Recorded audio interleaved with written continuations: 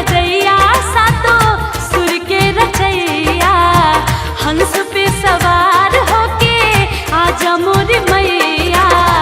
विनती हजार करतानी सुनी है मैया शारदा भवानी।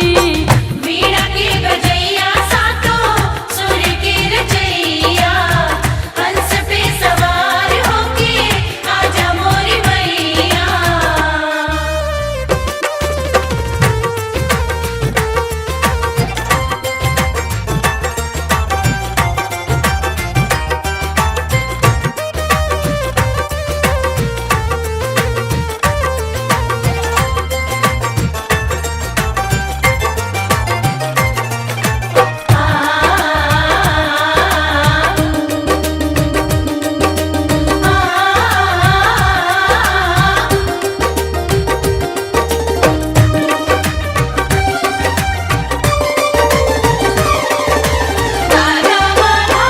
जेकरा पमाई राउर कृपा हो जाला, गुणी और ज्ञानी बनी जग में पुजाला।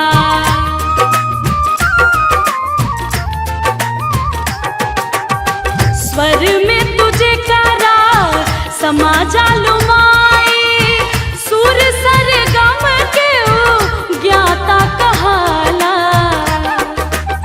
मूर्खों भी बनी जाला ज्ञानी सुनी है मैया शारदा भवानी।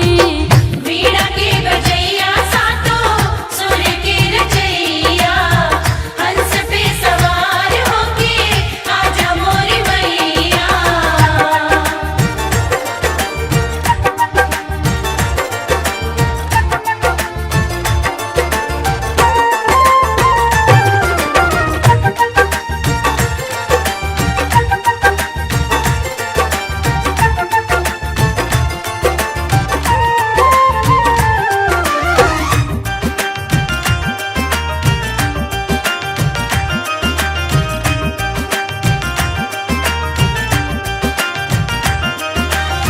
सूरदास कालिदास के कवि बनैलू, वाल्मीकि जी से तू रामायण लिखवैलू।